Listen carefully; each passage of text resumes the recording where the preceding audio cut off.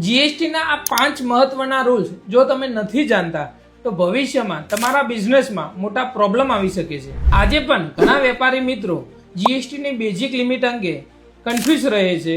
તો ચાલો હું તમને સિમ્પલ ભાષામાં મહત્વપૂર્ણ નિયમો સમજાવું. સૌથી પહેલા જીએસટી રજિસ્ટ્રેશન લિમિટ. જો તમે મેન્યુફેક્ચરિંગ કે ટ્રેડિંગ બિઝનેસમાં હોવ તો 40 લાખનું ટર્નઓવરની લિમિટ છે અને સર્વિસ ઇન્ડસ્ટ્રીમાં છો તો તમારે 20 લાખ સુધીનું ટર્નઓવરની લિમિટ છે. બીજું, જો તમે કમ્પોઝિશન સ્કીમ પસંદ કરો છો તો ટ્રેડર માટે 1.5 કરોડની લિમિટ અને સર્વિસ ઇન્ડસ્ટ્રી માટે 50 લાખ સુધીની લિમિટ હોય છે. ત્રીજું, જો તમે 50,000 કે તેથી વધુ કિંમતનો માલ એક જગ્યાએથી બીજી જગ્યાએ મોકલો છો તો તમારે ઈ-વે બિલ બનાવવું ફરજિયાત છે. ચોથું, જો તમારું વાર્ષિક ટર્નઓવર 5 કરોડ કે તેથી વધારે છે તો નેક્સ્ટ ફાઇનાન્શિયલ યરથી ઈ ઇનવોઇસ બનાવવું ફરજિયાત છે. નંબર 5, જો તમારું વાર્ષિક ટર્નઓવર 2 કરોડ કે તેથી વધારે છે તો તમારે જીએસટીઆર 9 ભરવાનું રહેશે અને 5 કરોડ કે તેથી વધારે છે તો એન્યુઅલી જીએસટીઆર 9C ભરવાનું રહેશે. મિત્રો, આ વિડીયો એવા લોકોને મોકલો જેમને આ માહિતીની ખબર જ નથી